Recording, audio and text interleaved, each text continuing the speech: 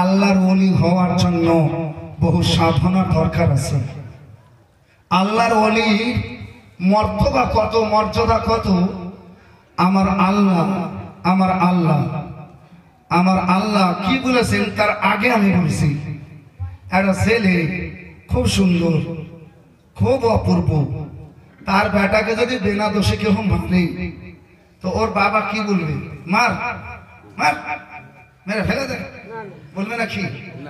বলবে না? বাবা বলবে যে খবরদার, যে হাতে মেরেছি তোর হাত ভেঙে পকেটে ভরে দেবে। বলবে না? বলবে না? বাবা না, বাবা বাবা নিজের বেটাকে বেশি ভালোবাসে না আল্লাহ নিজের বান্দাকে বেশি ভালোবাসে? বলতে হবে, জোরে বলেন, আর সাহস করে বলেন না। আল্লাহ নিজের বান্দাকে তার বাবা মা চাইতে বেশি ভালোবাসে। আমার রাসূলুল্লাহ নিজের উম্মতকে তার মা বাবা চাইতে বেশি ভালোবাসে। বন্ধুগণ আমার, মা বাবার আদর যেহেতু আপনারা চোখে দেখেছেন, তাই একটু ভয় ভয় লাগছে যে মা দুধ পান করালো, মা কালো ঝোলো হয়ে আছে, বাপ তো পাঞ্জাবি পায়জামা পরে আসলো বাড়ি, কিন্তু বেটা খেলছে। তো এই বাপ কোনোদিন দেখে না যে আমার বেটা ধুলাতে খেলছে। বাবা এই কোলে নিয়ে ধীরে ধীরে কাছে নিয়ে আসেনি, বুকে নিয়ে চলে এসেছে, বুকে নিয়ে চলে এসেছে। মুখ দেখেনি যে কেমন আছে, ওই মন পুঁটা লাগা আছে, ওই মুখে দিলে চুমা দিয়া। আবার জোরে বলবেন না সুবহানাল্লাহ। আপনারা দেন না? আমি ভাবছি এরকম লাগছে, বেটাকে চুমা দেন না? আর দিচ্ছেন না? দেন না? আপনারা দিচ্ছেন চুমা? তাহলে একটু জোরে বলেন না সুবহানাল্লাহ। তাহলে তো বুঝতে পারবো যে হ্যাঁ বেটাকে চুমা দিচ্ছেন। তো যদি বেটার মুখে কিছু লাগা আছে তো দেখছেন যে কি আছে না আছে। চুমা দেওয়ার পরই কেমন কেমন যেন মুনছা মুনছা লাগছে, তখন একটু হয়তো বুঝতে পারলেন, আর নাহলে তার আগে তো কিছু বুঝতেই পারলেন না। আচ্ছা একটা কথা বলছি, একটা বাচ্চা ছেলে তার গালে জানি না কি আছে লাগা না আছে, তাতে চুমা বাবা দেয়, সুন্নিও দেয়, বেরেলিও দেয়, দেওবন্দিও দেয়, ওয়াহাবিও দেয়, নিচিড়িও দেয়, খিচড়িও দেয়, সবাই চুমা দেয়, সবাই চুমা দেয়, সবাই চুমা দেয়। আমি জিজ্ঞাসা করতে চাই, ওই মৌলানা দেওবন্দের আপনারা তো বলছেন যে পীরের ওয়ালির মাজারে চুমা দেওয়া যাবে না, আমাকে বলো তোমার বেটাকে চুমা কি করে দেওয়া যেতে পারে? আরে আল্লাহকে, আল্লাহর ওয়ালি যতটা পিয়ারা তোমার বেটা ততটা পিয়ারা নয়। যত ছোট পিয়ারাকে চুমা দিতে পারা যায় তো বড় পিয়ারাকে কেন পারা যাবে না?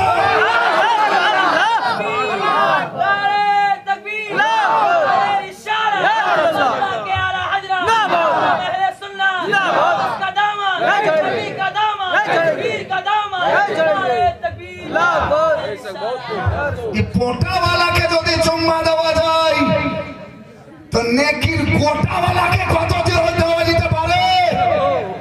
হ্যাঁ বন্ধুগণ আমার, আমরা মাজারে সত্যি বলতে চুমা দিই না, আমরা তো শুধুমাত্র মাজারের তামানে একটি চুমা দিই।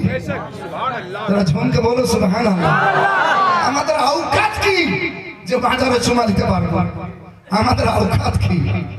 আমরা সেই উপযুক্তই মনে করি না যে মাজারে স্বয়ং সরাসরি মাজারে চুমা দিতে পারি। আমরা অত দূর পৌঁছাতে পারিনি, কিন্তু এদের যে চোখ কোথায় কোথায় আছে, এরা দেখছে না যে আমরা চাদরে দিই না মাজারে দিই, এরা গড় বিশাল করছে মাজারে দেয়। একটু জোরে বলেন সুবহানাল্লাহ। মানের বন্ধুগণ আমার, বলুন এরা নিজের কথা তো সাচ্চা আছে না ঝুঠা আছে? একবারে ঝুঠা মিথ্যাবাদী। বন্ধুগণ আমার, দয়াল আকা সাল্লাল্লাহু তাআলা আলাইহি ওয়াসাল্লাম আল্লাহর ওয়ালির মর্তবা আমার নবী বলছেন, আমার নবী বলছেন, আমার নবী হুকুম করছেন না, আমার নবী বলছেন। বুখারী শরীফ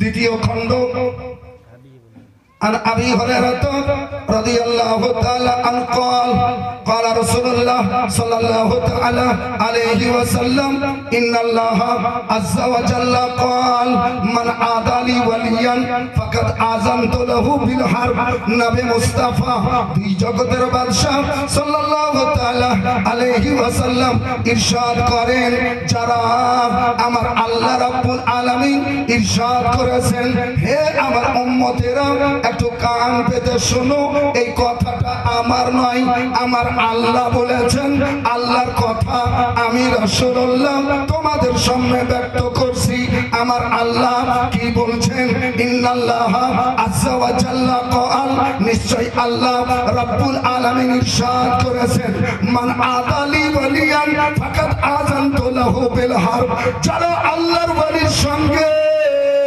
দুশমনি রাখবে আমার রাসূলুল্লাহ বলেন আল্লাহ রাব্বুল আলামিন বলেছেন আল্লাহ তাদের সঙ্গে জিহাদ ঘোষণা করবে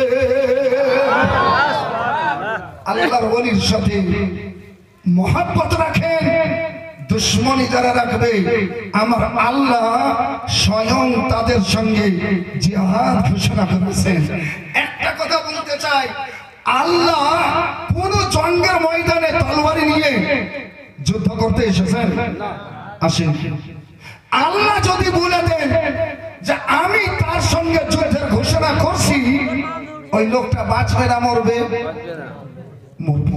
মরবে এর মানে বুঝতে পারা গেল যারা আল্লাহর ওয়ালির সঙ্গে দুশমনি করবে তাদের ফয়সালা হলো মৃত্যুদণ্ড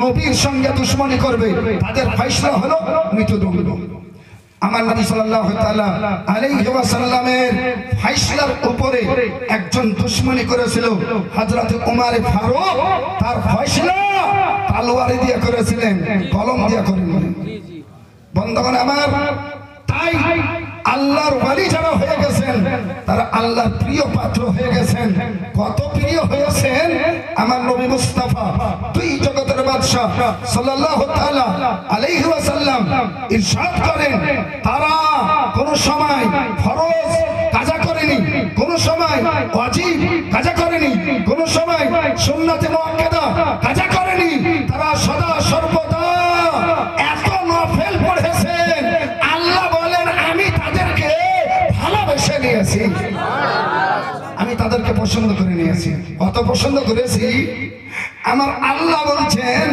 আমি এত পছন্দ করেছি হাত্তা আহিবাহু ওয়া ইজা আহবাবতুহু আমি তাদেরকে পছন্দ করে নিয়েছি আর আমি যাদেরকে ভালোবেসে নি আমি যাদেরকে পছন্দ করে নি আমার আল্লাহ বলেন কুনতু সামআহু আমি তাদের কান হয়ে যাই কানের শ্রবণ শক্তি হয়ে যায় আল্লাযী ইয়াসমাউ বিহি সেই শক্তি দ্বারা আমার আল্লাহর ওলি শ্রবণ করে সুবহানাল্লাহ